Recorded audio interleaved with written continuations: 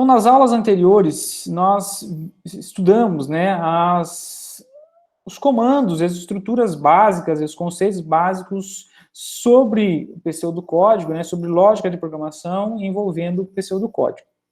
Na aula de hoje, o que a gente vai estudar é o chamado teste de mesa. Então, para que serve o teste de mesa? Então, já adiantando um pouco para vocês, o teste de mesa serve para vocês avaliarem se a solução de vocês ela está funcionando ou não está funcionando. Então, você escreveu, né, gerou, resolveu um determinado exercício, gerou seu pseudocódigo, aí você quer testar se ele está correto ou não está correto. Então, vocês têm, né, as ferramentas, as plataformas que eu disponibilizei, tudo para auxiliar vocês. Tem o Code Test, tem o Judge e assim por diante. Mas e se eu não tiver essas ferramentas, ou mesmo se por essas ferramentas acusa algum erro e eu não consigo saber qual é? Então, há a possibilidade de você testar o seu código na mão, certo? Você mesmo testar seu código na mão e verificar se há algum erro, se ele está funcionando corretamente. E esse é o assunto que nós vamos estudar nessa aula.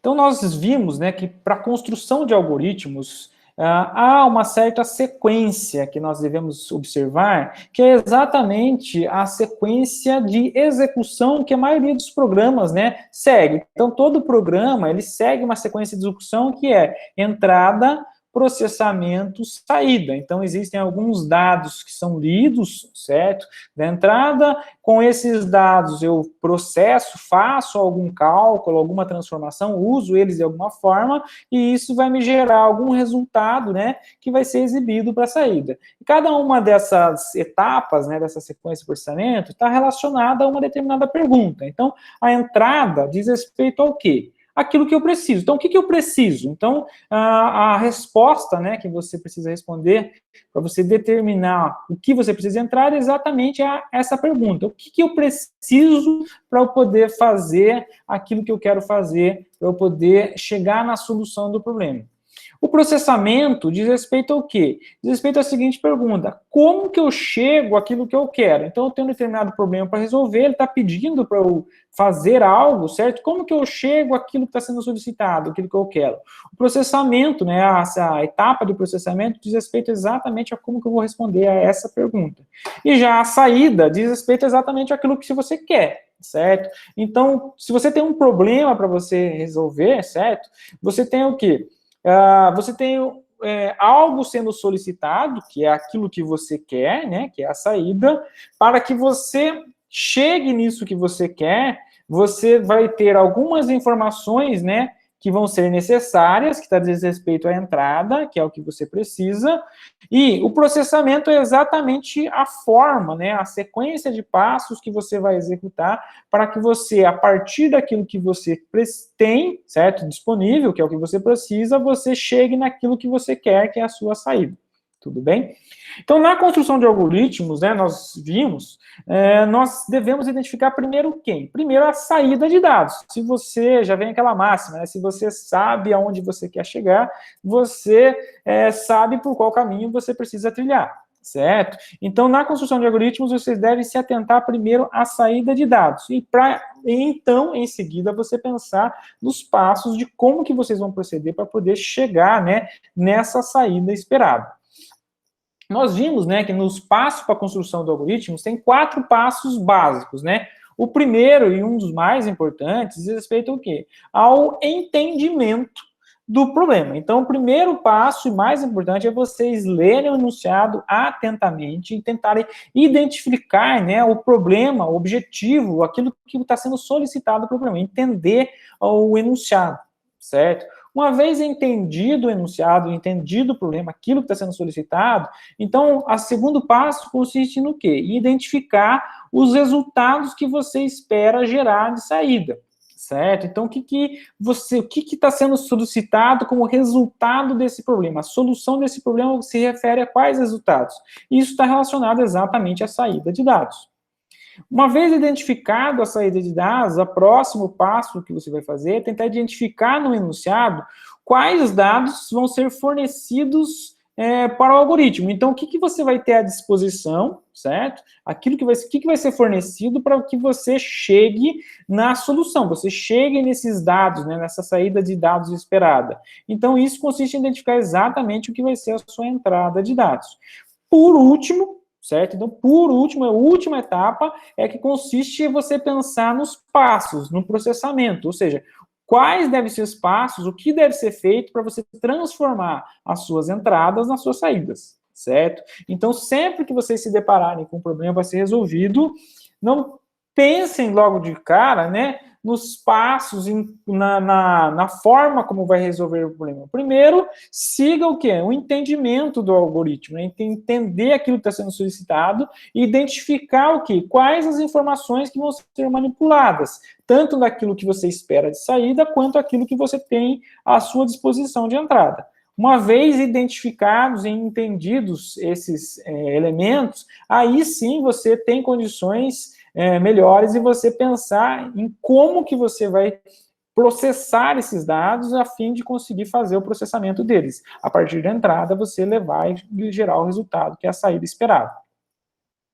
Bom, esses 3 passos aqui, né, 2, 3 e 4, estão diretamente relacionados a quem? A sequência de processamento do seu algoritmo. Então, o seu algoritmo, ele é resultado muito claro, né, desses 3 últimos passos, o 2, o 3 e o 4. Então, vamos ver um exemplo, né? Então, a gente já viu esse exemplo, a gente vai só relembrar, né? Então, imagina que eu quero escrever um algoritmo para somar 2 números quaisquer. Então, um enunciado muito simples, né? Eu acho que é de fácil entendimento. Acho que todo mundo entendeu o que está sendo solicitado aqui, né? Muito simples. Quero simplesmente somar 2 números. É basicamente isso que está sendo solicitado. Bom, uma vez entendido, né, o enunciado, então, o segundo passo consiste em o quê? Em identificar quais são os resultados, né, que vão ser gerados como solução. O que é a saída de dados? Então, o que é a saída de um algoritmo que pede para você somar 2 números? É o resultado da soma. Então, o resultado da soma de 2 números é exatamente aquilo que eu espero de saída de um algoritmo que me solicita para somar 2 números. Bom, identificado a saída, então nós podemos, então, identificar no enunciado o que vai ser fornecido pelo algoritmo para que você chegue, né, nessa saída esperada. Então, o que você precisa para você chegar num resultado da soma de 2 números? Bom, você precisa dos 2 números, certo? Então, a entrada esperada aqui nesse caso é que sejam fornecidos 2 números quaisquer para que você possa chegar no seu resultado da saída, que é a soma de 2 números. Uma vez identificada a entrada e saída, então você tem condições plenas de você fazer, né, pensar nos passos necessários para você transformar as entradas nas suas saídas desejadas, que diz respeito exatamente ao seu processamento. Então, qual que é o processamento que deve ser feito, né, para um algoritmo que deve somar 2 números? Basicamente, somar os 2 números. Esse é o processamento que ele precisa fazer. Então, é um exemplo muito simples, né, mas é mais para vocês entenderem aqui como, né, entenderem a ideia por detrás aí desses passos da construção de um algoritmo. Então, eu escrevi aqui em pseudocódigo, né, exatamente, né, agora, uma vez seguido aqueles passos, escrevi em pseudocódigo o algoritmo que representa, né, que resolve, né, aquele problema que foi solicitado. O que nós podemos identificar nesse algoritmo? Então, nós temos nesse algoritmo, primeira coisa, né, uma declaração de variáveis, certo? Então, todo algoritmo que você vai se escrever, em geral, ele faz uso de variáveis. Então, o que está relacionado às variáveis e para que servem as variáveis? Então, lembra o seguinte, se você tem uma informação que é fornecido pela entrada, que é fornecido como entrada no algoritmo, você não consegue saber a priori se essa informação que é fornecida pelo usuário, né, pela entrada, qual é essa informação? Se você não consegue saber qual é essa informação, então essa informação é uma informação variável, é uma informação que ela pode ser alterada, ela varia de acordo com a execução do programa, certo? Então, sempre que você tem entradas que são lidas, em geral, as suas entradas, elas devem ser o quê?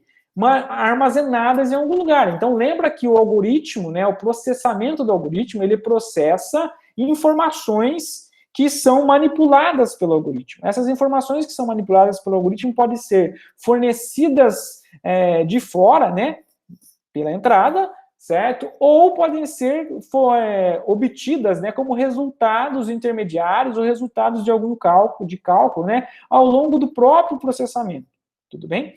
E isso vai gerar resultados que vão ser fornecidos para a saída e vão ser exibidos para o usuário.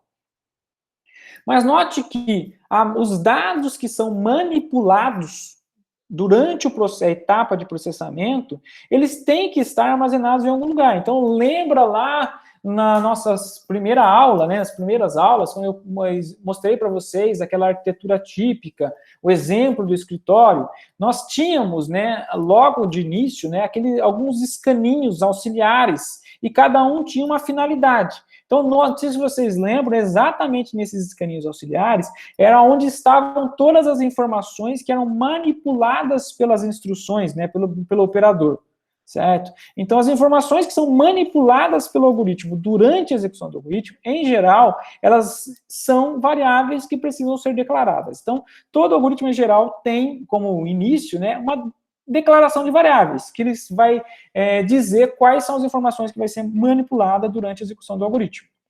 Bom, depois que a gente tem, né, nesse algoritmo, tem a entrada de dados. No caso do pseudocódigo, ela é feita, né, com instrução, né, leia, certo? Então, tenho aqui nessa linha exatamente a leitura, né, de 2 números que são os dados necessários, né, para que eu possa gerar um algoritmo que faz a soma de 2 números.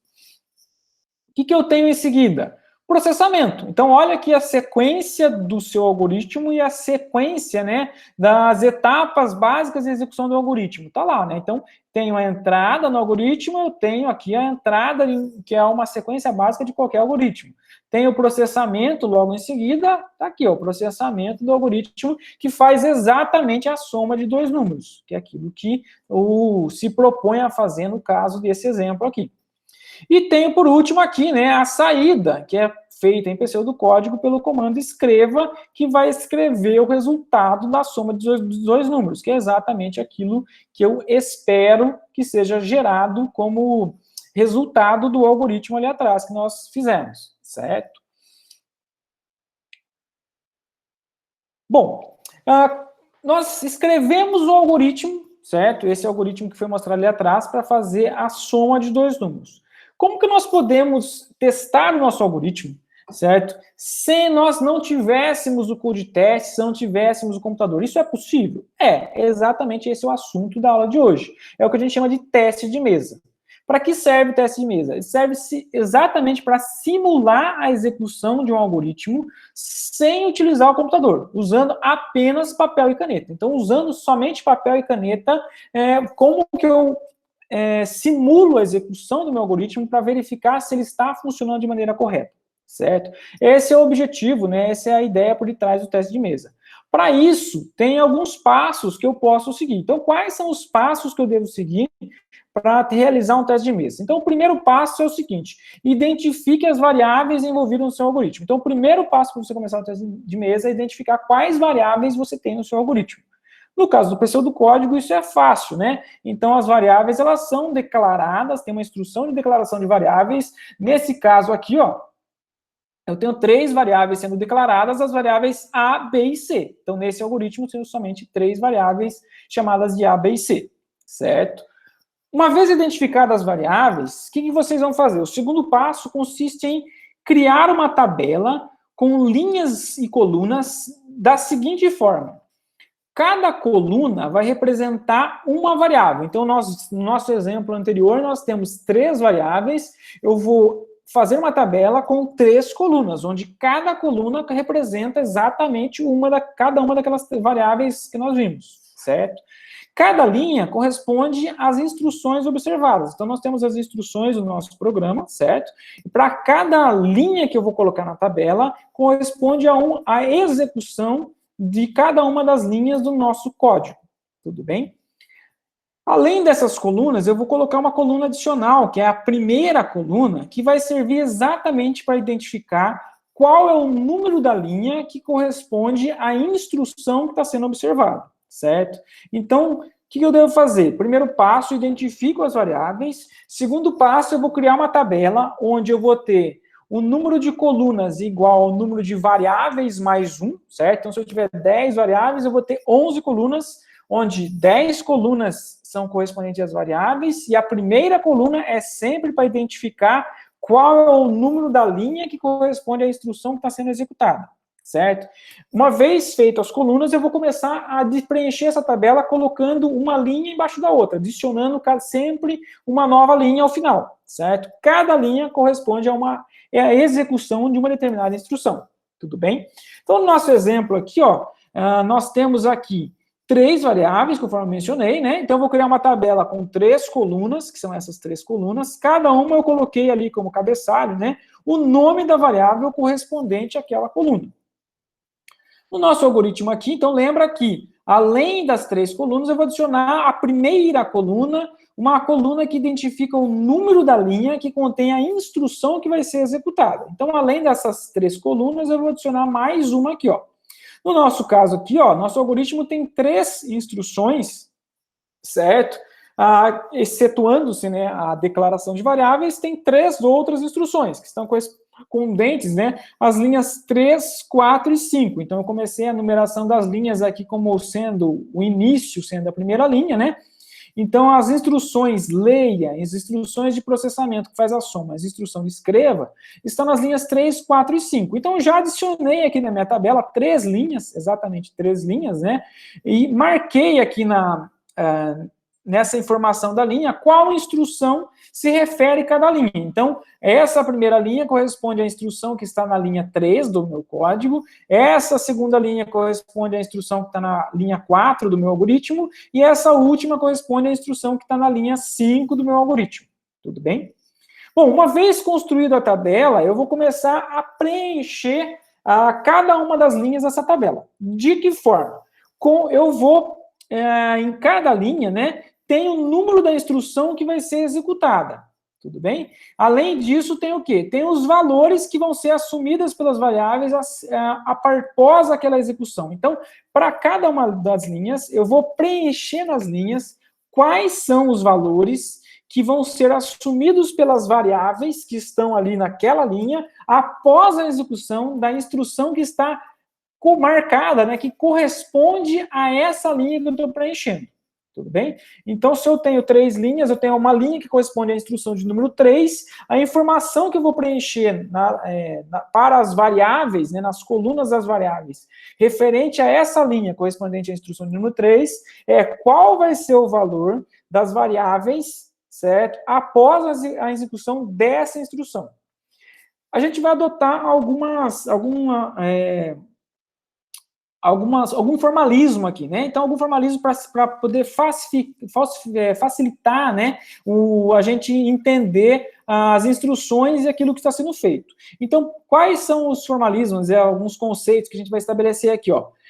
Para indicar que um valor foi lido da entrada, então se o valor foi lido da entrada, a gente vai colocar esse valor entre parênteses. Então, sempre que você olhar na tabela e tiver um valor entre parênteses, significa que aquele valor foi atribuído, o que foi atribuído à variável por aquela instrução foi lido da entrada, certo? De maneira similar, se o valor for escrito pela instrução, então se ele estiver sendo gerado de saída, você vai marcar esse valor entre chaves. Então, sempre que você olhar na sua tabela, tiver algum valor entre chaves, significa o quê? Que ele está sendo impresso na tela, está sendo exibido, está como saída, tudo bem? Se tiver valores que são indefinidos, ou seja, você não sabe qual é o valor daquela variável naquele ponto daquela instrução, você vai marcar com uma interrogação. Então, a interrogação significa que o valor daquela variável naquele momento daquela instrução, ele é indefinido. Então, vamos ver um exemplo mais prático aqui, né? Seguindo o nosso código ali que a gente viu do algoritmo de somar 2 números. Então, eu já desenhei a minha tabela, certo? Preciso apenas preencher a minha tabela. Então, como que eu vou preencher a tabela? Pegando linha a linha, certo? Cada linha corresponde a uma instrução. Então, na primeira linha, eu tenho o quê? Eu tenho a instrução que está na linha 3 do meu algoritmo. Na linha 3 do meu algoritmo, eu tenho a instrução de leitura. Então, note que a instrução de leitura, eu não sei que valor vai ser lido, né? Então, esse valor lido é fornecido pelo usuário. Então, eu usei aqui de exemplo, né, só para exemplificar uma execução do meu algoritmo, eu simulei de exemplo que eu estivesse lendo, né, do meio da entrada, os valores 10 e 5. Então, o valor 10 para a variável A e o valor 5 para a variável B, certo? Então, eu estou simulando a execução do meu algoritmo, certo? Mediante uma determinada entrada específica. Essa entrada, vocês que vão especificar na hora que vocês forem testar seu algoritmo. Cada vez que você for fazer um novo teste do seu algoritmo, você vai precisar construir uma nova tabela dessa. Então, essa tabela corresponde a uma execução do seu algoritmo para uma determinada combinação de valores de entrada. Nesse exemplo, né, então, supondo-se que os valores lidos de entrada fossem 10 e 5, o que eu vou fazer? Então, eu vou pegar lá na variável A, certo? Como o valor foi lido, eu vou marcar nela o valor 10 que foi lido e vou colocar entre parênteses. Então, entre parênteses serve exatamente para identificar que o valor está sendo lido da entrada. Tudo bem? Mesma coisa aqui para a variável B. Então, a variável B também teve um valor que foi lido da entrada. Nesse exemplo, né, estamos supondo que foi o valor 5, eu coloquei aqui nessa linha, na coluna B, o valor 5, entre parênteses, indicando que ele foi lido na entrada. Então, note que no momento dessa instrução aqui da linha 3, o valor C, ele é desconhecido, certo? Então, se ele é um valor indefinido, eu vou marcar ele com uma interrogação, porque eu não conheço o valor dele, tudo bem? E vou preencher as demais linhas. Então, na próxima linha, o que nós temos? A variável C vai ser o quê? O resultado da soma de A mais B. Então, vou somar A com B e vou atribuir esse resultado para a variável C. Então, note que a variável A e a variável B não foi modificada. Se não foi modificada, eu nem escrevi, nem repeti, né, um novo valor para ela, certo? Eu só alterei ali a coluna correspondente à variável C. Note que eu coloquei o valor que vai ser novo valor que vai ser atribuído à variável C, né, como resultado dessa instrução que está na linha 4, que vai ser o valor exatamente 15, que é oriundo da soma de quem? Soma dos valores anteriores, certo, das variáveis A e B. Como que eu acho os valores anteriores de A e B na minha tabela? Simplesmente eu vou na coluna do A, vou olhar nas linhas, certo? Voltar nas linhas e vou procurar a primeira linha que tiver algum valor. Então, a primeira linha que tem algum valor antes da linha, dessa linha, segunda linha da tabela, né, correspondente à instrução da linha 4, é como valor 10. Então, 10 é o valor da variável A. Mesma coisa, né, para a variável B. Se eu olhar, né, dessa linha para cima, né, a linha onde tem algum valor para a variável B, vai ser exatamente essa linha com o valor 5. Então, 5 é o último valor que eu tenho para a minha variável B, certo? Então, note que nessa linha aqui, ó, da instrução da linha 4, eu estou somando os últimos valores que eu tenho para as variáveis A e B, que corresponde a 10 e 5, que somados vão resultar em 15. Então, eu vou colocar lá na coluna, né, da minha variável C, exatamente o valor obtido após a execução dessa instrução aqui da linha 4, né? Então, após a execução, eu vou ter exatamente o valor 15, tudo bem?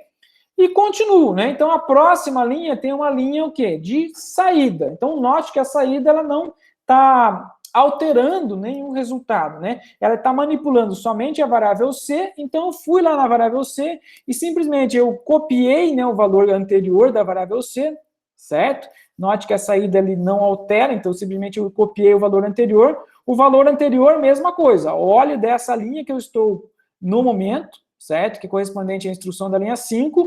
Olho para o anterior, o último valor da variável C é 15. Então, é esse valor que vai ser impresso. Então, eu copiei ele novamente aqui, na coluna do C, e coloquei entre colchetes para indicar que esse valor que está sendo impresso. Tudo bem? Então, se vocês olharem, né, para essa tabela está mostrando exatamente o comportamento e execução do algoritmo. Tudo bem? E vocês têm condições de você verificar se ele está funcionando da maneira correta ou não. Então, o teste de mesa serve exatamente para isso, para vocês poderem avaliar o algoritmo de vocês, simulando uma execução usando papel e caneta, para poder confirmar se ele está funcionando da maneira adequada ou não. Temos outro exemplo aqui, ó. Então, considere o seguinte cenário, o seguinte problema. Realizou-se uma pesquisa com 20 pessoas, certo? Que responderam a uma pergunta. Quantos filhos você tem? Então, selecionou-se 20 pessoas, e essas 20 pessoas foram entrevistadas, e com a mesma pergunta, quantos filhos você tem?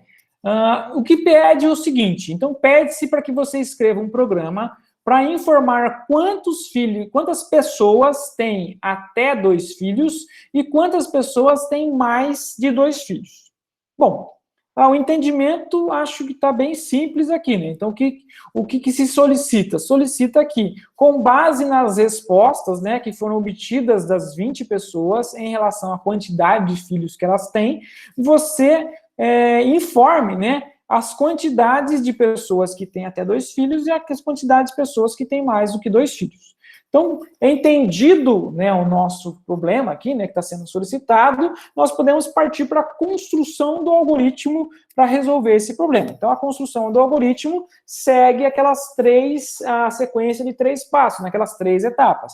Entrada, processamento, saída. Então, o primeiro passo consiste em identificar a saída. A saída consiste em responder a seguinte pergunta: quais os resultados que o algoritmo deve fornecer? Então, quais são os resultados que o algoritmo deve fornecer? Eu acho que isso está muito claro, né? Está escrito aqui, ó.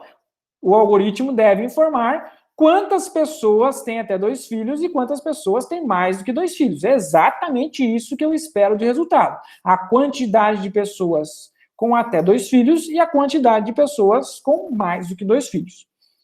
Uma vez identificado, né, a entrada, nós passamos, então, para a próxima etapa, né, próximo passo, que é identificar o que eu preciso, né? Uma vez identificar a saída, o que eu preciso de entrada para poder chegar nessa saída. Então, isso está relacionado à seguinte pergunta: quais são os insumos necessários para eu chegar nessa saída, para obter a saída esperada, que é a quantidade de pessoas com até 2 filhos e a quantidade de pessoas com mais do que 2 filhos. Então, para eu obter, né, essa saída esperada, eu preciso exatamente saber a quantidade de filhos de cada uma das 20 pessoas. Então, eu tenho 20 pessoas, para cada uma delas eu preciso saber qual é a quantidade de filhos que cada uma tem. Uma vez identificada a saída e identificada a entrada, nós podemos partir, então, para o próximo passo, que é como que eu vou executar o processamento. Então, o processamento diz respeito à seguinte pergunta: como que eu vou transformar os insumos, né, aquilo que é fornecido de entrada, na saída esperada? Então, nesse exemplo, né, como que eu transformo a informação de quantos filhos cada uma das pessoas tem numa informação que é quantas pessoas têm até 2 filhos e quantas pessoas têm mais do que 2 filhos? Tipicamente, eu vou seguir um processamento mais ou menos do que está exibido aqui, né? Se a quantidade de filhos de cada uma das 20 pessoas for menor ou igual a 2, então eu vou aumentar a quantidade, né, de pessoas que têm até 2 filhos. Caso contrário, eu vou aumentar a quantidade de pessoas que têm mais do que 2 filhos, certo? Então, exatamente o processamento para fazer isso é para cada pessoa, analisar a quantidade de filhos de cada uma e ter fazer uma contagem, né, e separada, individualizada, daquelas que têm até 2 filhos e daquelas que têm mais do que 2 filhos, ok? Então, vamos exibir isso, né, no code test, tentar escrever um programa para fazer isso no code test. Bom, então, nosso algoritmo, lembra, ele começa com início, né, início, e termina com fim, ponto final. Todo algoritmo em pseudocódigo segue essa sintaxe, tudo bem? Bom, o que eu preciso? Então, o que nós precisamos, né? Qual a saída esperada? Nós identificamos, a saída esperada é a quantidade de pessoas que têm até 2 filhos e a quantidade de pessoas que têm mais do que 2 filhos. A quantidade de pessoas é uma informação de que tipo? Uma informação do tipo inteiro, certo? Então, se eu tenho informações que são providas de entrada, informações que são geradas de saída, essas informações são as informações que são manipuladas no nosso algoritmo.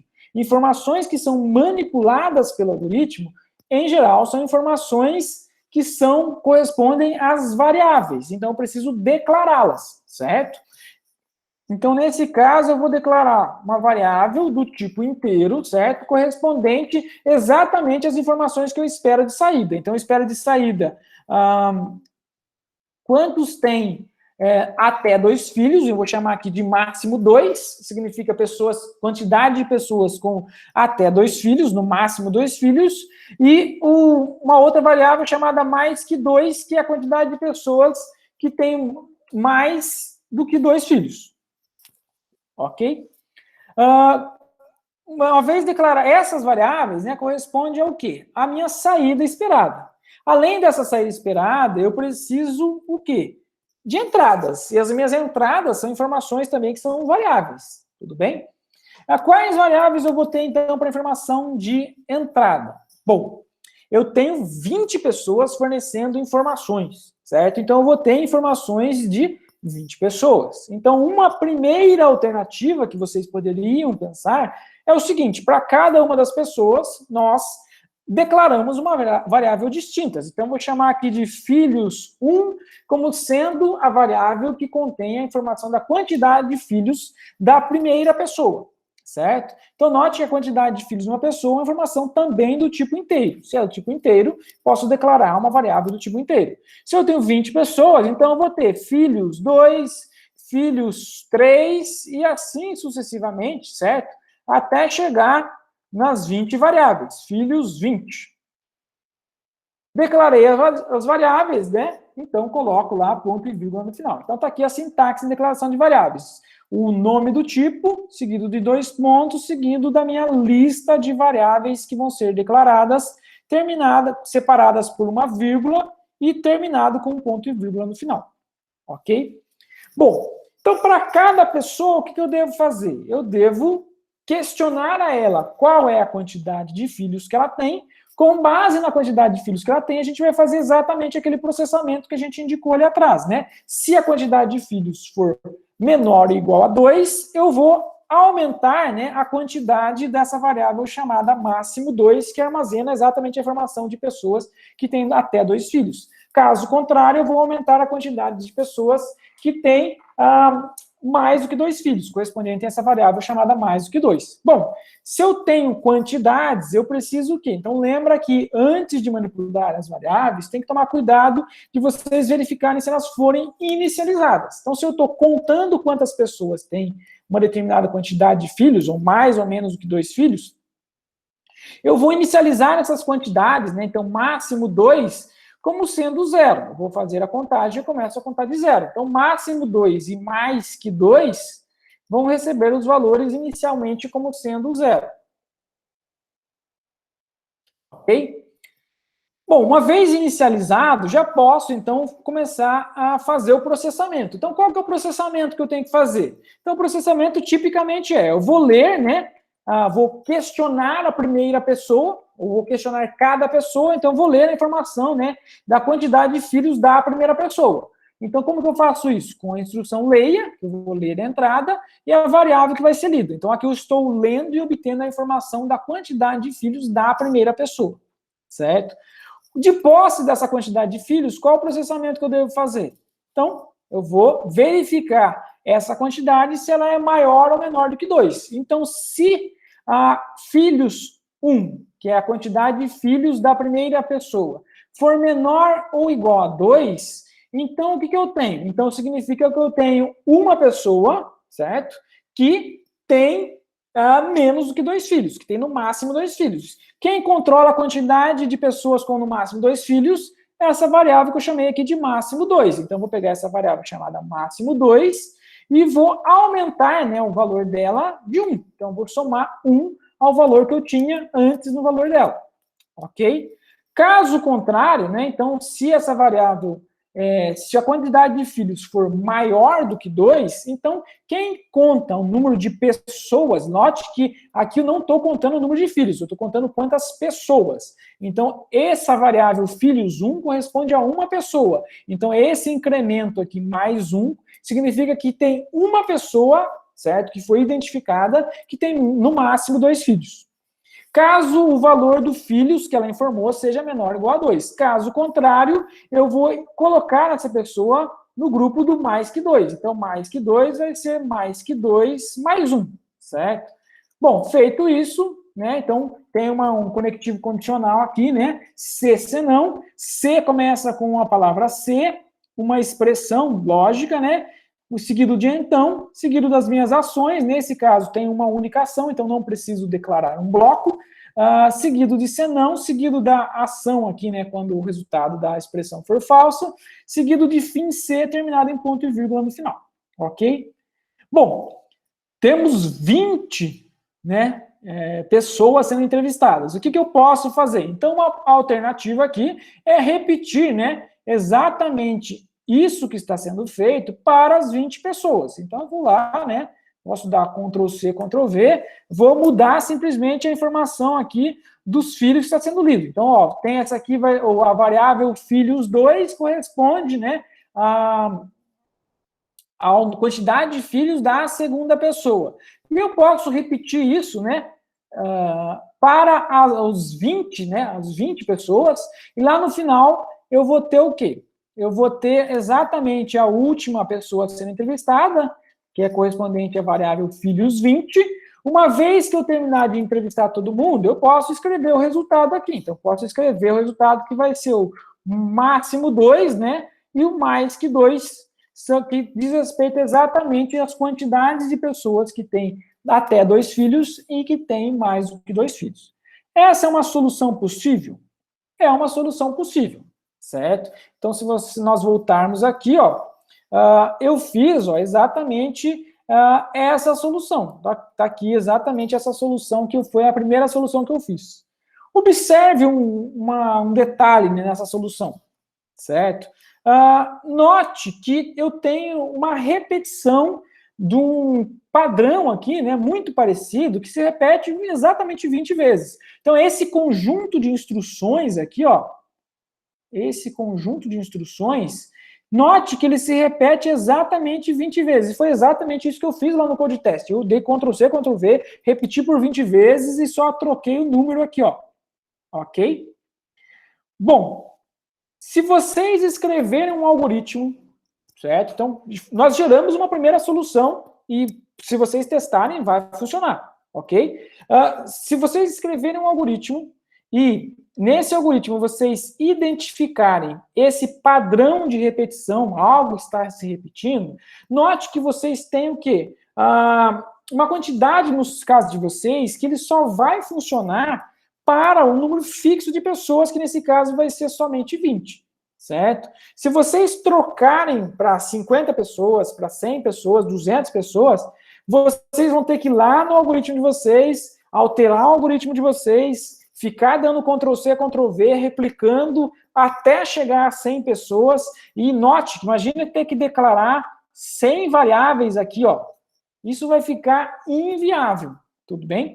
Se vocês observarem esse padrão de comportamento, então note que tem um padrão de comportamento, é um padrão que se repete, certo? Se vocês escreveram a primeira solução de vocês, e a solução de vocês olham para ela, analisam ela, vocês identificam que tem esse padrão de comportamento na solução de vocês podem fazer o quê? Trocar essa estrutura de ficar repetindo com Ctrl+C, Ctrl+V por um conectivo de repetição, conectivo de uma estrutura de repetição, certo? Que vai funcionar de uma maneira muito melhor, muito mais adequada e com um código muito mais enxuto. Então, se nós voltarmos aqui, né, no nosso primeira proposta, como que seria substituir, né, nós trocarmos, né, essas 20 repetições, né, por uma estrutura de repetição. Então note que numa estrutura de repetição, o que eu preciso? Eu preciso, tipicamente, consultar, né, a informação de filhos de pessoa a pessoa. Então, se eu não preciso armazenar essa informação, uma vez contabilizado se aquela pessoa já tem mais ou menos do que 2 filhos, eu não preciso mais guardar aquela informação, certo? Se ela já falou a quantidade de filhos dela, eu já posso ignorar aquela informação que eu não preciso mais, pelo menos nesse problema aqui, né? Eu não preciso, só preciso saber se ela falou mais ou menos do que 2. Então, como que eu faço a substituição disso? Então, tipicamente, eu posso fazer o seguinte, eu posso ter alguém que controla para mim quantas pessoas já foram entrevistadas, certo? Então, como que eu posso fazer esse controle de pessoas entrevistadas? Simplesmente usando uma variável, né? Então, eu vou declarar uma variável aqui chamada pessoas, certo? Inicialmente, eu vou ter 0 pessoas entrevistadas, tudo bem? E eu vou fazer o seguinte, eu vou repetir o processo de entrevistar pessoas por 20 vezes. Então, essa sequência de comandos aqui, ó, ela é note que tem um padrão de comportamento repetitivo. O que está sendo feito aqui? Nessa sequência de repetições, eu estou fazendo a repetição de entrevistar pessoas. Então, ao invés de fazer isso com Ctrl+C, Ctrl+V, eu posso usar uma estrutura de repetição. Como que isso é feito? Então, se eu tenho alguém que controla quantas pessoas já foram entrevistadas, eu posso fazer exatamente, então, usar o conectivo enquanto faça, né? Da seguinte forma, enquanto a quantidade de pessoas entrevistadas for menor ou igual a 20, eu vou fazer o quê? Eu vou fazer uma entrevista, eu vou entrevistar aquela pessoa. Como é a entrevista daquela pessoa? Consiste em ler a quantidade de filhos que ela tem, certo? Se a quantidade de filhos que ela informou for menor do que 2, eu vou aumentar a quantidade de pessoas até 2, caso contrário, aumenta a quantidade de pessoas com mais do que 2. Essa é exatamente a entrevista que eu vou fazer para essa pessoa. Terminei de entrevistar uma pessoa, então eu vou aumentar, né, a informação sobre a quantidade de pessoas que já foram entrevistadas. Como que eu faço isso? Então, simplesmente contando, né, somando de 1 a quantidade de pessoas que já foram entrevistadas. Tudo bem? Bom, feito isso, né, essa sequência de repetição, ela serve exatamente para eu poder entrevistar 20 pessoas numa estrutura de comportamento, aqui de código, num padrão muito mais simplificado. Então, note que nesse caso, como a informação de filhos ela não é usada depois da entrevista, eu só preciso de uma única variável filhos, eu não preciso de 20 variáveis. Com uma única variável filhos, eu posso questionar uma pessoa sobre a quantidade de filhos dela, isso vai ser armazenado nessa variável chamada filhos, ok? Eu vou trabalhar e processar essa informação da quantidade de filhos e vou passar para a próxima pessoa. Para a próxima pessoa, eu vou usar a mesma variável para poder armazenar a informação de filhos que a próxima pessoa tem. É similar naquele exemplo que nós fizemos, né, nas primeiras aulas da arquitetura básica do nosso operador. Lembra que ele lia números, né, dos cartões de entrada. E todos os números que eram lidos do cartão de entrada eram armazenados no mesmo escaninho, certo? Por quê? Porque não precisa de um escaninho para cada informação que é lida. Dado que ele, uma vez processado e utilizado a informação que ele leu, se ele não for precisar usar ela mais, ele pode reutilizar aquele escaninho para ler a próxima informação. É exatamente isso que a gente está fazendo aqui. Então, não preciso mais, né, dessas 20 variáveis aqui, né? Qual que é a vantagem disso? Neste cenário, se eu tiver que passar de 100 para 50, para 200, para 1.000 pessoas, a única informação que precisa ser alterada no meu código é exatamente esse valor constante que está indicado aqui na expressão relacional do meu comando, né? Enquanto faça, da minha estrutura de repetição. Simplesmente alterando esse valor constante, eu consigo trabalhar com mais ou menos pessoas, o que é muito mais simples do que ficar alterando o meu código, dando Ctrl+C, Ctrl+V, né? Várias e várias vezes, repetindo as mesmas instruções. Tudo bem? Uma alternativa aqui seria simplificar exatamente, né? Como nós fizemos ali no code test, né? E isso fica um padrão de código muito mais simples, muito mais enxuto, e mais fácil de ser manipulado e alterado para usos futuros, né, caso se altere a quantidade de pessoas. Então, vamos simular, né, esse código para ver se ele está funcionando. Então, como seria fazer um teste de mesa, né, com esse algoritmo, com esse pseudocódigo, para verificar se ele está funcionando ou não. Então, lembra, né? Se eu quero fazer um teste de mesa, o primeiro passo consiste em quê? Consiste em identificar as minhas variáveis. Então, note que nesse caso eu tenho 4 variáveis. A variável chamada máximo 2, que corresponde a quantidade de pessoas que têm até 2 filhos, mais de 2, que é a quantidade de pessoas que têm mais do que 2 filhos, filhos, que é a informação que vai ser fornecida, né, pelas pessoas, e pessoas que ele controla, né, quantas pessoas já foram entrevistadas. Então, coloquei uma tabela aqui, ó, exatamente com uma coluna para cada uma dessas informações. Por falta de espaço, pessoal, eu estou omitindo aqui a primeira coluna, correspondente ao número da linha com a instrução, certo? Que vai ser executada. Mas vocês coloquem, né, no caso de vocês, que é importante para vocês poderem identificar qual instrução está sendo executada. Simplesmente para não ficar muito pequena a minha tabela, né, já que ela é um pouco grande, né, eu omiti aqui essa primeira coluna, mas é importante que vocês coloquem. Bom, uma vez colocado uma coluna para cada uma das variáveis, o próximo passo consiste em quê? Consiste em vocês preencher, né, as linhas da sua tabela. Então, cada instrução, né, vai gerando, né, uma nova linha aqui, ó, certo? Aqui, ó, no meu caso, eu já estou, por simplicidade, né, por simplificar, como essas 3 primeiras linhas estão fazendo, né, uma atribuição, uma inicialização de uma variável, eu poderia ter 3 linhas aqui na minha tabela, certo?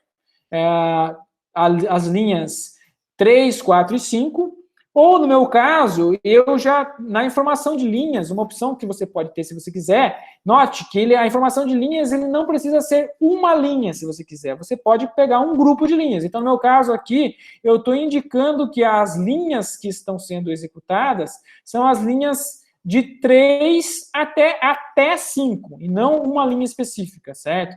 Por que eu optei isso? Para simplificar um pouco a minha tabela, então, para não ficar muito grande demais, para ficar um pouco mais simples. Por que eu fiz isso? Porque note que essas instruções são instruções de inicialização de variáveis, elas têm o mesmo comportamento, certo? Então, se elas têm o mesmo comportamento, elas vão fazer algo muito parecido, eu agrupei elas, né, como se estivesse fazendo todas juntas, em uma única instrução.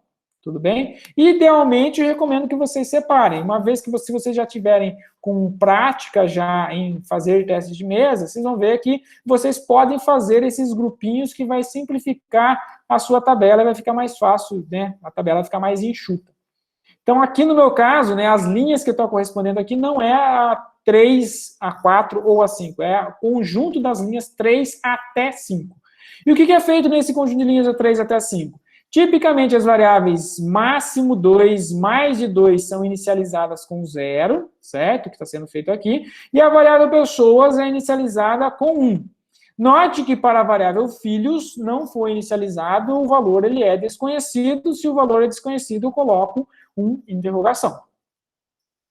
Bom, a próxima instrução é uma instrução enquanto faça. Então, numa instrução enquanto faça, note que a instrução enquanto faça, ela não altera o estado do seu algoritmo. Então, note que, vocês perceberam, cada linha da sua tabela corresponde a um estado distinto que está o seu algoritmo. Ou seja, vocês se lembram, quando eu falei de algoritmos, nós tínhamos algumas definições básicas, o que é estado, o que é ação, o que é processo. Então, o que é estado? O estado é a situação que se encontra um determinado objeto ou coisa num determinado momento, certo? Então, num determinado momento, nesse momento, o estado dessas variáveis que nós estamos observando, ela contém exatamente esses valores que estão demarcados aqui na tabela. O conectivo condicional e o conectivo de repetição, certo? Eles não alteram o estado de variável. Eles simplesmente verificam se eles avaliam o estado de uma variável. Como eles avaliam o estado de uma variável, isso não gera linhas na tabela, certo? Porque simplesmente o que vocês vão fazer se vocês estão executando a linha do enquanto faça, vocês devem olhar qual é o último valor atribuído às variáveis envolvidas, né, nessa expressão relacional. Então, essa expressão relacional envolve a variável pessoas. Então, eu vou lá na minha tabela, o último valor de pessoas foi 1, certo? Se o último valor de pessoas foi 1, eu vou pegar esse valor e vou usá-lo para mim avaliar essa expressão relacional. Então, 1 é menor ou igual a 20? Como 1 é menor ou igual a 20, então o que se faz numa estrutura de repetição?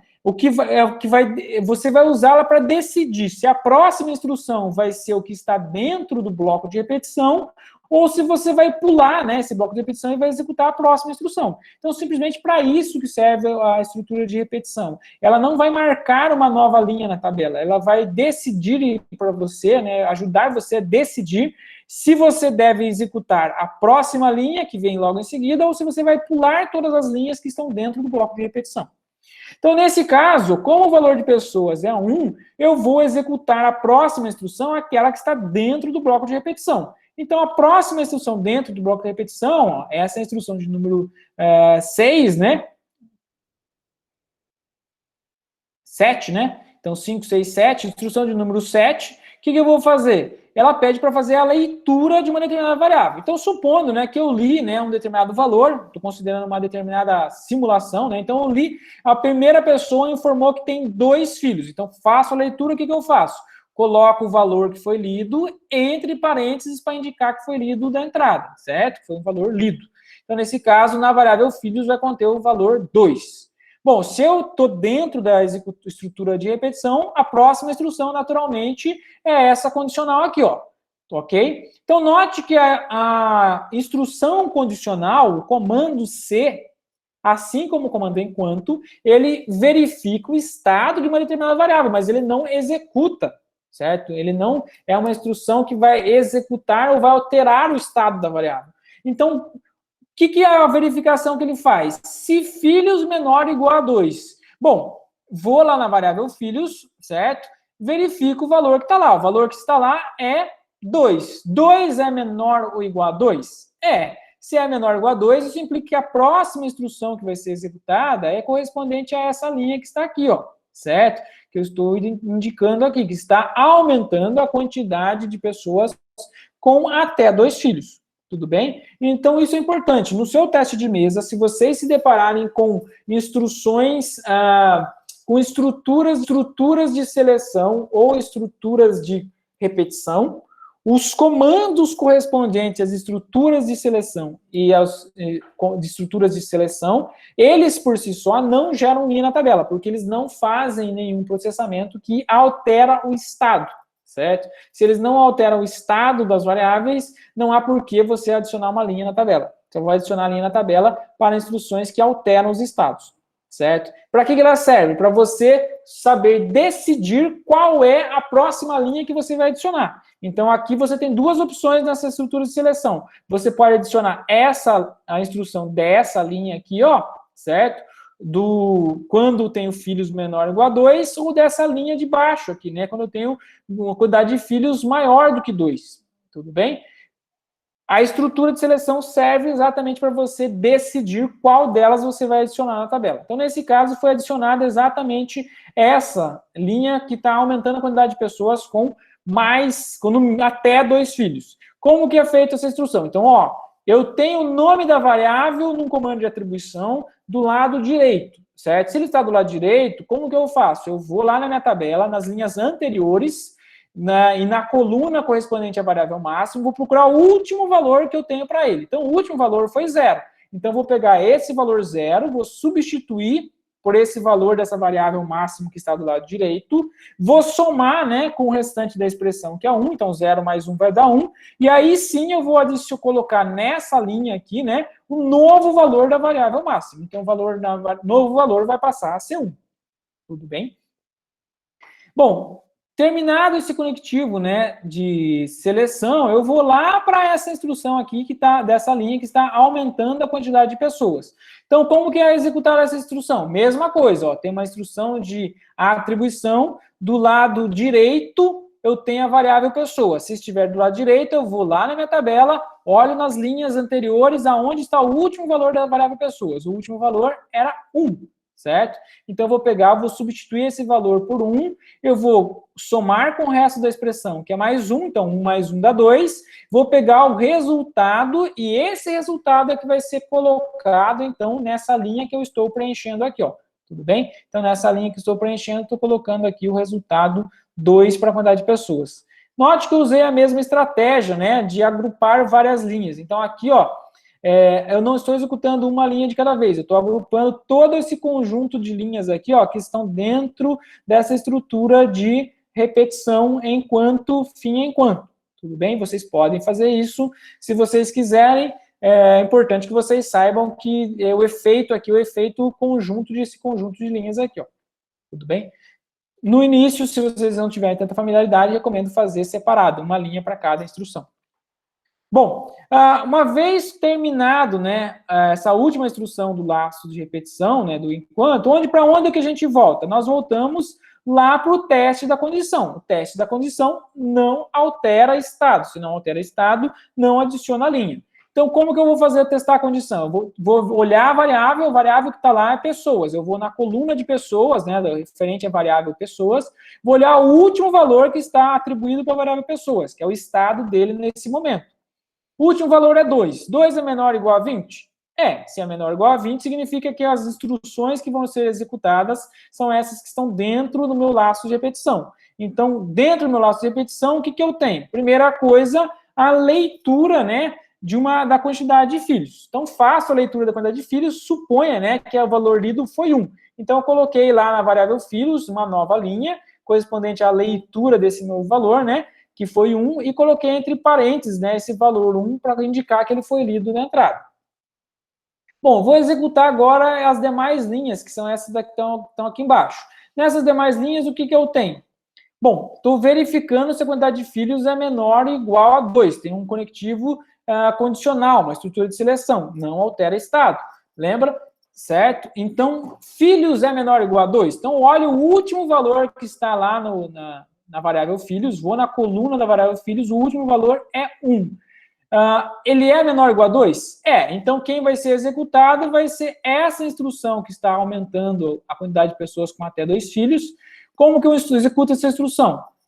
Note que tem o nome da variável máximo do lado direito. Se tem o nome do lado direito, vou lá na coluna correspondente ao valor máximo, o último valor anterior, né, que eu tinha para o valor máximo. Então, o último valor era 1. Então, vou substituir o valor dessa variável por 1, vou somar com o resto da expressão, que é mais 1, que vai dar 2, e vou atribuir esse valor a essa nova linha. Então, lembra que a linha corresponde ao valor após a execução da instrução. Então, nesse caso, vai passar a ser 2. De maneira similar, né, aqui para a quantidade de pessoas. Então, a quantidade de pessoas, o valor anterior, ele era 2. Eu vou pegar esse valor 2 que está do lado direito, né, da minha atribuição, vou somar com 1, vai passar para 3, o valor novo final, eu vou atribuir, né, uma variável pessoas, então, após a execução dessa instrução, o valor dela final vai ser 3. Bom, terminei de executar aqui meu laço enquanto eu volto de novo lá para o meu teste de condição, certo? É isso que eu estou fazendo. Meu conectivo de repetição, ele não altera estado, ele simplesmente testa o estado de algo. Nesse caso, da variável pessoas. Vou lá na minha coluna, né, referente à variável pessoas, qual é o último valor que eu tenho para a variável pessoas? 3. Então, significa que o estado dessa variável, nesse momento, é 3. Bom, 3 é menor ou igual a 20? Como é menor ou igual a 20, eu faço novamente, né, um novo processamento, uma nova repetição daquilo que está dentro da minha estrutura de repetição. Qual é as instruções que vão ser executadas? Então, a primeira é de leitura. Então, fiz a leitura de uma nova variável, aqui, uma nova quantidade de filhos. Então, esse valor lido, suponha que tenha sido 5. Então, eu coloquei aqui, na coluna da variável os filhos, né, uma nova linha, onde na coluna dele tem o valor 5, entre parênteses, indicando que esse valor foi lido. Bom, 5, ele é menor ou igual a 2? Não, como não é menor ou igual a 2, esse teste de condição, ele vai o quê? Vai executar essa linha aqui do mais de 2, certo? Então, 5 não é menor ou igual a 2. Se não é menor ou igual a 2, eu vou executar exatamente essa instrução. Note que agora não executei essa instrução do máximo, executei a instrução do mais de 2. Então, veja que as linhas, quando vai sendo adicionadas na sua tabela, quando você tem uma estrutura enquanto faça, uma estrutura de repetição, ou uma estrutura condicional, uma estrutura de seleção, ela, diferente do que a gente viu, né, na tabela anterior, onde eu tinha uma tabela já estática, já coloquei todas as linhas lá e só fui preenchendo, quando eu tenho um conectivo de condição, um conectivo de repetição, não dá para você prever a priori todas as linhas que vão ser executadas, certo? As linhas que vão ser executadas dependem do quê? dos estados que vão estar nas suas variáveis no momento que aquelas instruções de seleção e repetição forem executadas. Então, as linhas vão ser adicionadas de maneira dinâmica. À medida que vocês vão lendo as instruções, vocês vão adicionando as linhas, sempre com base nos valores anteriores que você já preencheu da tabela. Então, nesse caso, eu tenho uma instrução de atribuição, eu tenho a variável mais de 2 do lado direito, vou lá na coluna do mais de 2, procuro o último valor anterior à nova linha que está sendo preenchida. Então, aqui nos valores anteriores, o valor que eu tenho é 0. Então, eu vou substituir essa variável por 0, vou somar de 1, que é essa expressão, o resultado vai ser 1, eu vou atribuir como novo valor da variável mais de 2. Então, nessa nova linha, eu vou colocar o valor 1, que é o novo valor da variável mais de 2. Mesma coisa eu vou fazer para a variável aqui, nessa instrução, né, relacionada à quantidade de pessoas. Então, vou pegar o valor anterior é 3, né, ó, esse valor aqui, vou somar de 1, vai passar a ser 4, e vou atribuir o novo valor, então, para essa linha correspondente à execução dessa instrução, né? Então, o 4 é o valor final após a execução dessa instrução. Terminei de executar essa instrução de pessoas, eu vou voltar aqui, né, no meu teste de condição e vou avaliar o estado, né, da variável pessoas. Como que eu avalio o estado? Vou lá na tabela, olho o último valor que eu tenho para essa variável. O último valor é 4. 4 é menor ou igual a 20? Então eu vou executar aquilo que está dentro do meu laço de repetição. Então, imagina que eu for executando isso várias e várias vezes, né? Até que eu chegue, né, na variável pessoas com o valor 20, certo? Então, quando a variável pessoas tiver o valor 20, eu vou testar, né, a variável pessoas, 20 é menor ou igual a 20? 20 é igual a 20. E eu vou executar novamente, né, o que está dentro do meu laço de repetição. Então, supondo que eu li, né, minha variável filhos e o valor lido foi 1. Então, criei uma nova linha, coloquei um valor lido entre parênteses para indicar que o valor foi lido, que o valor é 1, certo? Bom, em seguida, vou executar meu conectivo de seleção aqui, conectivo condicional. Filhos é menor ou igual a 2? Então a próxima instrução é essa instrução aqui do máximo 2. Bom, máximo 2 suponha, né, que tivesse um valor 12 até esse momento, né? Então, vou pegar o valor anterior, né, que supondo que fosse 12, somar de 1, né, que é a expressão, e vai gerar o valor novo, o resultado, que é 13, e vou atualizar nessa nova linha aqui correspondente, né, à variável mais de 2. Em seguida, a mesma coisa eu vou fazer para a variável pessoas. Então, eu vou pegar o valor anterior, que era 20, vou substituir, né, desse lado direito da minha comanda de atribuição. Então, vai substituir por 20, vai somar 1, o novo resultado vai dar 21, vai ser atribuído à variável pessoas. Então, nessa linha nova, eu vou colocar o valor 21, certo? Terminou de executar essa instrução, cheguei no fim, enquanto retorno lá novamente para o teste de condição. Então, o teste de condição vai olhar para essa variável aqui, ó, pessoas, certo? Então, para essa coluna da variável de pessoas, o último valor que ela tem, o último valor é 21. 21 é menor ou igual a 20? Não. Então, se não é menor ou igual a 20, isso implica que eu vou pular todo esse bloco aqui, né, de estar dentro da minha estrutura de repetição e vou executar como próxima instrução, né, essa instrução que está após o laço de repetição. Tudo bem? Então, o que faz essa instrução? Simplesmente vai escrever os valores ali do máximo e do mais que 2. Então, supondo, né, essa execução que a gente simulou aqui tivesse com esses valores, eles teriam os valores 13 e 7. Então, eu criei uma nova linha. Então, sempre que tiver um comando de leitura, atribuição ou de escrita, você cria uma nova linha, né? E você coloca repete, né, os valores, no caso da escrita, colocando entre colchetes. Então, note que, se eu olhar para a minha tabela, o que eu vou procurar? Vou procurar os valores que foram lidos, que estão todos marcados aqui entre parênteses, e os valores que foram escritos, né? Que estão todos marcados entre chaves. Então, quando vocês tiverem, né, uma estrutura de seleção, uma estrutura de repetição, é exatamente dessa forma que vocês vão construir a tabela de vocês, de uma maneira dinâmica, onde as novas linhas, né, correspondem a instruções que dependem do teste do estado, né, das variáveis, no estado que elas estão, no momento que elas forem testadas nesses conectivos de condição e conectivos de repetição. Então, tem outro exemplo aqui desse mesmo código, né? Dessa mesmo pseudocódigo, ele para o mesmo problema, porém, ao invés de usar a estrutura de repetição enquanto faça, note que para o que eu estou fazendo nessa estrutura de repetição enquanto faça é exatamente contando a quantidade de pessoas, certo? Então, eu tenho o que a gente chama de um padrão de código, né, um padrão de execução, que é um padrão de contagem.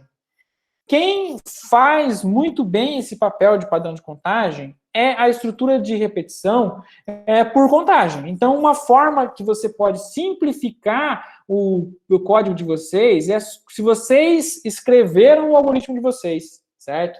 Então, vocês identificaram primeiro todas aquelas repetições e vocês já simplificaram por uma estrutura de repetição.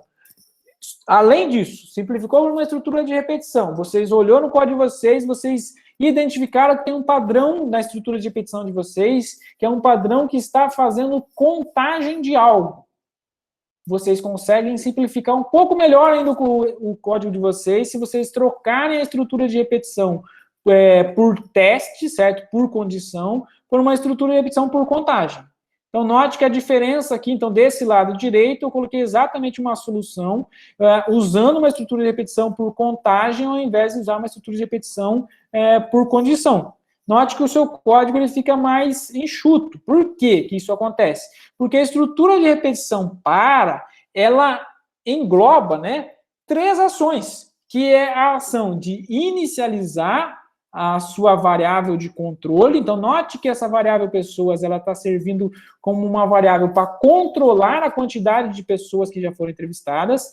A estrutura de repetição ele já faz a inicialização dessa variável, ela faz o teste da condição dessa variável e faz o incremento dessa variável, certo? Como ela faz 3 operações, certo? Numa única instrução, fica muito mais enxuto o seu código, e a leitura também fica bem mais fácil. Então, uma outra forma de vocês enxugarem o código de vocês, né, uma vez definido uma estrutura de repetição, é vocês verificarem se há no seu código um padrão de repetição por contagem. Se houver, vocês substituírem, né, e optarem por uma estrutura de repetição né, que faz exatamente essa funcionalidade, que é uma estrutura de repetição por contagem, ao invés de uma estrutura de repetição por condição, que faz testes. Então, existe, né, a gente viu aqui, né, alguns padrões de instruções que são muito utilizados em vários programas. Um deles é esse padrão de estrutura contador. Então, tem vários programas que vocês vão se deparar na lista de exercícios, no Judge, etc., né, que em vários programas de vocês vão se deparar com esse padrão de instrução que a gente chama de um padrão contador. Então, o padrão contador é um padrão que usa uma estrutura de repetição para fazer uma contagem de algo. E, geralmente, ele tem uma instrução dessa forma aqui, ó, que o valor de uma determinada variável, o novo valor, né, de uma determinada variável, é o resultado do valor antigo mais 1, certo? Ou seja, a variável vai receber o valor que ela já possui somado com mais 1. E isso caracteriza um padrão de instrução que a gente chama de padrão contador. Bom, então tem um exemplo aqui, ó, de um padrão contador. Então, declarei, né, uma variável que eu chamei de contador, inicializei ela com o valor 1, enquanto o contador for menor ou igual a 5, eu estou escrevendo, né, o valor dessa variável e estou fazendo, né, o novo valor dessa variável sendo o valor antigo mais 1. Então, como que seria a execução desse código aqui, né? Então, se eu pegar esse trecho destacado aqui, ó, o que vai ser impresso na tela se nós simulássemos num teste de mesa a execução desse algoritmo? Seria exatamente o quê? Seria exatamente um padrão de ficar contando. Então, eu teria uma coluna, né, com uma única variável chamada contador, e os valores que eu teria assumidos para essa variável seriam exatamente os valores 1, 2, 3, 4, 5, como se estivesse fazendo um padrão de contagem. Então, o que faz essa estrutura, né, esse padrão de instrução, é exatamente fazer uma contagem de algo, um padrão contador. Tudo bem? Então, note que aqui eu coloquei simplesmente uma instrução escreva. Essa instrução que está destacada em verde aqui, ó, é uma instrução de saída, de escrever. poderia ter uma sequência de instruções. Então, se vocês pegarem no código de vocês, é muito provável que vocês tenham outras ações sendo executadas, certo? Mas se vocês identificarem essas instruções aqui, ó, essa instrução, seguida dessa instrução, seguida dessas duas aqui no final, significa que essas 4 instruções em vermelho, elas caracterizam um padrão contador. Essas instruções caracterizam um padrão contador. O que vai ter aqui nessa ação, né, aqui no meio, pode ser qualquer coisa. Desde que vocês identifiquem essas 4 aí, vocês conseguem verificar, né, que ali tem um padrão contador. Tudo bem? Se há um padrão contador, então lembra que uma possibilidade é você substituir por uma estrutura de repetição por contagem, que é um exemplo que também cabe aqui nesse caso aqui. Um contador, geralmente, ele é inicializado com algum valor, certo? Seja 0, seja 1. Depende muito ali do seu problema que você está resolvendo. Então, em algumas situações, vocês vão se deparar com um contador sendo inicializado com 0, outras com 1. Depende muito ali da situação que você está resolvendo. Um outro padrão de instrução, que é bastante comum, além do contador, é o padrão que a gente chama de padrão acumulador. Então, no padrão acumulador, o que a gente tem? A gente tem uma instrução mais ou menos parecida com essa expressão, essa que está indicada aqui, ó, esse comando de atribuição indicado aqui, onde eu tenho que o novo valor, certo, da minha variável, vai ser o valor antigo mais o valor de uma expressão. Então, note que eu estou acumulando, né, o valor da expressão, somando com o valor antigo que eu já tinha. Tudo bem? Então, tem um outro exemplo aqui bastante similar com aquele anterior, que faz o padrão contador, só que nesse caso usando um padrão acumulador. Então, as diferenças entre o padrão contador e o padrão acumulador são bem sutis, né? Basicamente, a diferença básica diz respeito aqui ao valor que é somado. Então, o valor que é somado no padrão contador é simplesmente 1, sempre ele soma 1. O valor que é somado no padrão acumulador é um valor de uma expressão, que não necessariamente é 1. Outra diferença é a respeito à inicialização. Então, no contador, eu posso inicializar com 0 ou 1, depende muito aí dos problemas que você está resolvendo. No acumulador, normalmente o valor que é inicializado é com 0, né? Se eu estou acumulando, normalmente eu inicializo com 0. Então, note que, de maneira similar, né, essas instruções, né, aqui, de inicialização do contador, né, do teste da condição, e essa instrução que soma 1 no contador, estão fazendo, né, um padrão que é o padrão contador. Essas instruções aqui, ó, de inicializar o acumulador, fazer o teste numa determinada condição e acumular, né, a ter um comando de atribuição que está somando algo ao valor antigo dessa variável acumulador, elas executam um padrão, certo? Que é um padrão acumulador. O que vai ter aqui no meio? Então, note que aqui eu tenho uma instrução de leitura de uma informação, leitura da informação da idade. Essa instrução pode variar, então depende muito da solução. Então, se vocês olharem para o código de vocês e tiverem, né, no seu código esse padrão, né, esse padrão, o que vocês têm ali? Vocês têm um padrão acumulador, certo? Então, se nós executarmos, né, esse código, fizermos o teste de mesa, o que vai fazer esse trecho desse programa destacado aqui em vermelho e verde? Basicamente, né, eu teria ali, para a minha tabela, 3 colunas, né, uma para o contador, uma para o acumulador e uma para quantidade de pessoas aqui, a idade, na verdade, né, a idade das pessoas. E o que eu vou ter? Então, a idade vão ser valores lidos, e está aqui destacados, né, entre parênteses. A cada novo valor lido, ele vai sendo acumulado aqui no acumulador. Então, né, note que o acumulador é a soma, né, de todos os valores lidos que eu tenho, enquanto o contador faz esse padrão de contagem. Quando eu tenho um cenário, um padrão acumulador, eu poderia substituir por uma estrutura de repetição por contagem? Então, toma cuidado, gente. Não é num padrão acumulador, não necessariamente vai dar para você substituir por um padrão, uma estrutura de repetição por contagem. Por quê? Porque nesse caso aqui, ó, note que a informação que é acumulada é uma informação que advém de uma expressão. E essa expressão, ela depende, nesse exemplo, de uma informação que é lida na entrada. Então, note que na estrutura de repetição por contagem, comando para, o tamanho do passo que é dado, né, ele é pré-estabelecido. Não dá para você ficar alterando o tamanho do passo, certo? E quanto aqui nesse acumulador, nesse padrão acumulador, o valor que está sendo assomado não é um valor fixo, é um valor que é lido. Então, não necessariamente você consegue converter um padrão acumulador, né, usando enquanto usando um teste por condição, em um padrão usando por contagem, né? Então, poderia se pensar, para acumulador começando em 0 e indo até um valor que eu não sei quanto é, eu vou dar o passo do tamanho da idade. Então, note que eu não sei qual é o valor máximo do acumulador e não sei qual é o valor do passo que eu vou dar, que é o tamanho da idade. Então, nesse caso do acumulador, não dá para fazer essa substituição como ocorre no caso do padrão contador. O acumulador, então, um detalhe importante, que diferente do contador, ele é sempre inicializado com 0, certo? Então, geralmente, inicializado com 0, não com 1, assim como é no contador. Então, vamos praticar. Temos um exercício aqui, certo? O exercício diz o seguinte: escreva um algoritmo utilizando o pseudocódigo para simular uma caixa registradora de supermercado. O caixa deve digitar a quantidade comprada e o preço unitário de cada item. O algoritmo deve mostrar o total da compra e a quantidade de itens comprados. Não se sabe previamente quantos volumes de cada pessoa tem no seu carrinho. Assim, ao digitar a quantidade comprada igual a 0, indica que não há mais itens e a compra pode ser totalizada.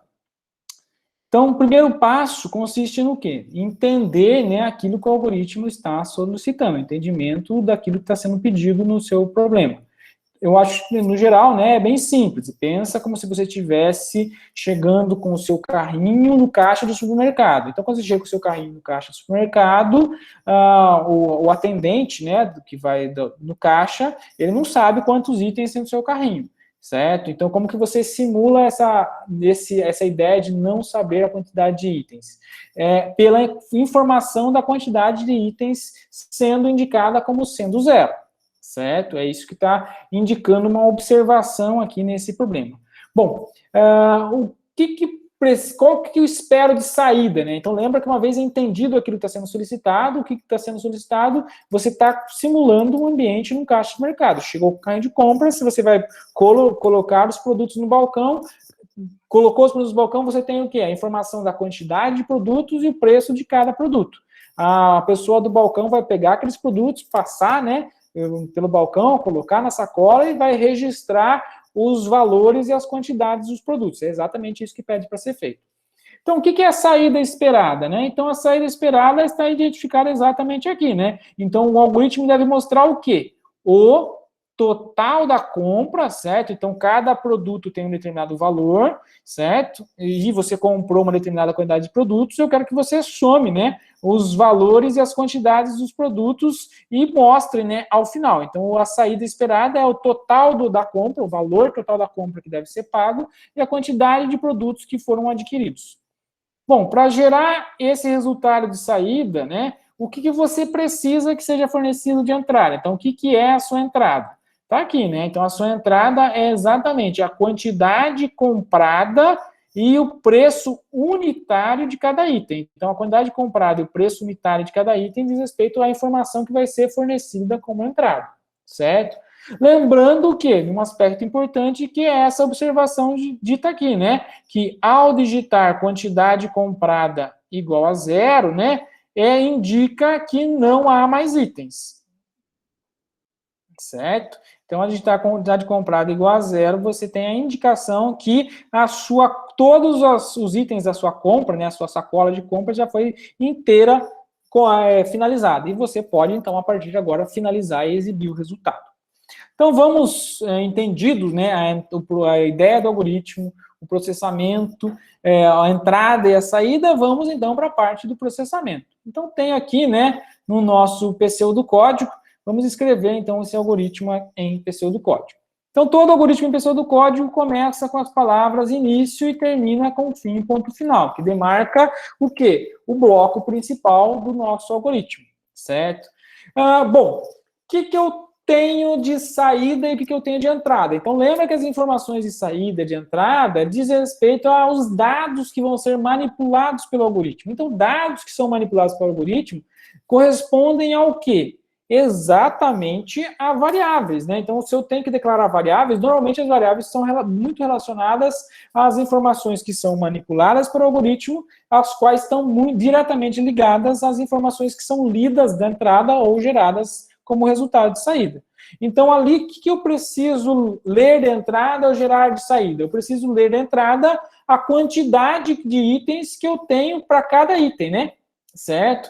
E o valor unitário de cada item. Então, a quantidade de itens e o valor unitário de cada item são informações de que tipo? Então, a quantidade, né, de um item é um valor do tipo inteiro. Então, eu vou declarar uma variável do tipo inteiro, certo? Para declarar uma variável é o tipo da variável, seguido 2 pontos, seguidos o nome da variável. Então, eu vou chamar aqui de QItem como sendo a quantidade de um determinado item, certo?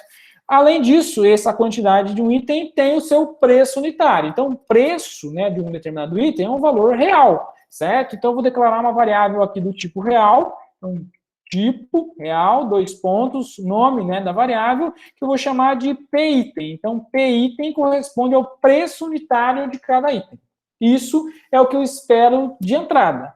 E o que eu quero de saída, né? De saída, eu espero a quantidade total de itens. A quantidade total de itens é uma informação que é do tipo inteiro, né? Então, tem uma quantidade total que é uma informação do tipo inteiro. Então, eu vou declarar uma variável que eu chamei aqui de QTotal, que corresponde exatamente à quantidade total de itens da minha compra. Além disso, eu espero de saída, né? Qual que ficou o valor total da minha compra. Então, vou chamar aqui de P total como sendo o preço final que eu vou ter que pagar, o preço total que ficou a minha compra, que é também uma informação do tipo real, certo? Então, uma vez declaradas as variáveis, né, que estão diretamente relacionadas às minhas entradas e minhas saídas, eu posso fazer o meu processamento, ok? Então, lembra que uma coisa importante, né, antes de vocês começarem, né, é vocês inicializarem suas variáveis. Então, note que eu tenho aqui, vou precisar aqui de um padrão, conforme nós vimos, um padrão acumulador. Então, eu tenho aqui uma variável chamada QTotal e PTotal, nas quais eu vou precisar o quê? Acumular os montantes totais das quantidades e acumular os montantes totais, né, dos preços para cada grupo de produtos que eu tenho, certo? Todo padrão acumulador precisa ser inicializado antes de você começar a acumular. Um padrão acumulador é inicializado com qual valor? Normalmente com 0, né? Então, eu vou inicializar aqui minha variável QTotal com 0, né? É um valor inteiro. E a minha variável PTotal também com 0, né? É um valor real aqui nesse caso. Agora sim eu posso começar, né, a processar as minhas informações dos meus itens. Note que eu vou ter que repetir um determinado conjunto de instruções. Até quando? Até que a informação lida para a variável item seja 0, certo? Então, para fazer uma repetição de um determinado conjunto de instruções, o que eu posso usar? Usar uma estrutura de repetição. Então, nós temos várias alternativas para a estrutura de repetição. Cada uma delas vai levar a uma solução diferente, né?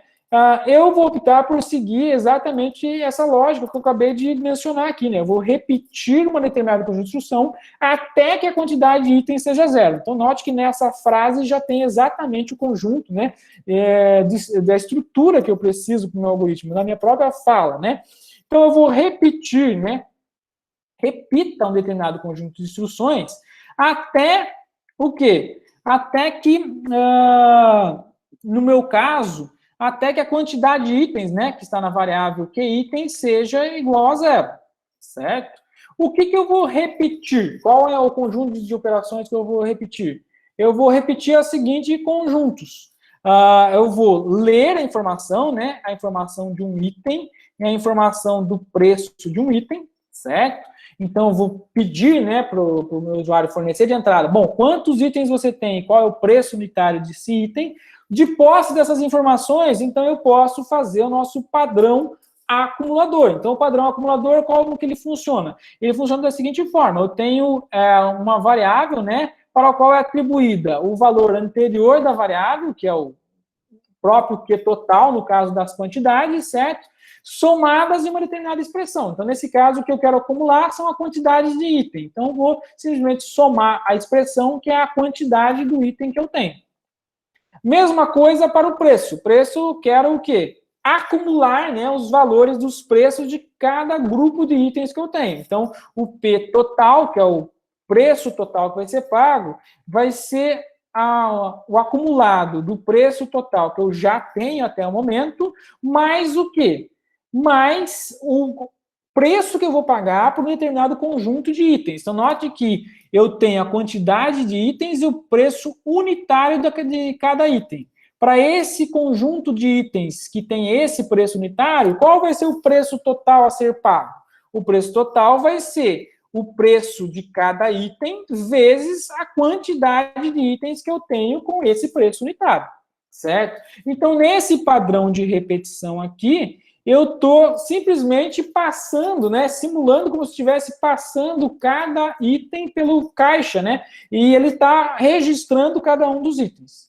O que vai acontecer se eu digitar, né, o valor zero? Então, note que se eu ler o valor zero para a quantidade de item, eu vou estar, né, multiplicando, né, eu vou estar usando esse valor nas instruções seguintes. Então, as duas instruções seguintes, eles usam o valor lido aqui na linha de número 7. Se ele usa esse valor, então eu vou, quando eu leio o valor zero, ele vai alterar, né, pode alterar o estado das variáveis, né, que tem a quantidade total e o preço total. Porém, como o valor do item é zero, somar com zero e multiplicar com zero vai resultar num valor que não vai alterar o valor anterior, né? Então, quando você soma com zero ou soma o resultado de um valor qualquer multiplicado por zero, ele não vai alterar o valor final que eu tinha anterior, certo? Então, nesse caso, para esse exemplo, dá para usar esse repita porque eu não vou alterar o estado. É uma possibilidade que vocês podem usar. Só que tem um detalhe importante. Se vocês fizerem com essa estrutura do repita, que nem eu fiz aqui, necessariamente vocês precisam fornecer sempre dois itens, duas informações de entrada. Uma é o item e outra é o preço do item. Então, note que se eu quisesse fazer um cenário onde, quando eu digitar zero para o valor da quantidade de itens, eu não solicite a informação do preço, porque não faz sentido, né? Quando você colocou zero para a quantidade de itens, você solicitar o valor do preço do item, significa que você teria que usar uma estrutura um pouco diferente. Então, essa estrutura do repita teria que ser ajustada para esse cenário, caso você queira usar o repita. Outra opção é usar o enquanto faça, ok? Bom, uma vez processado, né, os meus itens, eu vou escrever os valores. Então, eu vou escrever aqui a quantidade total de itens e vou escrever o preço total que eu tenho para os meus itens. Então, está lá, essa é um algoritmo, né? É uma solução possível usando o repita. Chama a atenção, conforme mencionei, que nessa solução, sempre você precisa fornecer dois valores de entrada, certo? Bom, aqui eu tenho uma outra solução, né, exibindo para vocês, usando o conectivo, né, enquanto faça. Então, qual que é a diferença dessa solução usando o conectivo enquanto faça e a solução anterior usando o repita? Uma diferença importante é que só leio a informação do preço do item, certo? Caso a informação lida para a quantidade do item seja diferente de zero. Então, se eu pegar e ler uma quantidade de item que seja igual a zero, ele não vai solicitar a informação do preço do item. O que, considerando, né, um cenário no nosso mercado, faz todo sentido, certo? Então, essa solução funciona? Funciona. A solução que está aqui anterior, com o repita, funciona? Funciona. Qual a diferença entre as duas? Está relacionada àquilo que é fornecido de entrada. Então, toma cuidado. Na lista de exercício, no Judge, vocês têm que se atentar à forma como é passadas as informações de entrada. Então, se eu falar para vocês que a única informação que é passada é a quantidade de itens ser zero, eu não estou dizendo que eu vou passar uma outra informação para o preço do item quando a quantidade é zero. E se isso acontecer, se vocês submeterem no Judge uma quantidade, esse código aqui, é possível o quê? que ele dê tempo limite excedido. Por que ele vai dar tempo limite excedido? Porque ele vai ficar esperando alguém informar a informação do preço do item, certo?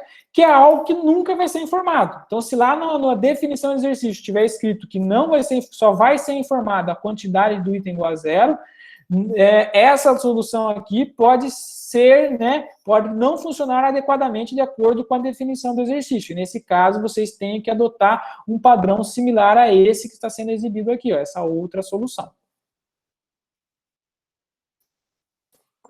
Então, deixo como atividade para vocês praticarem, pessoal, a simulação, né, fazer o teste de mesa com esse algoritmo aqui. Tem lá nos slides a resposta, né, com um exemplo de simulação, mas simulem de vocês para vocês praticarem como que funciona, né, como que vocês executam um teste de mesa.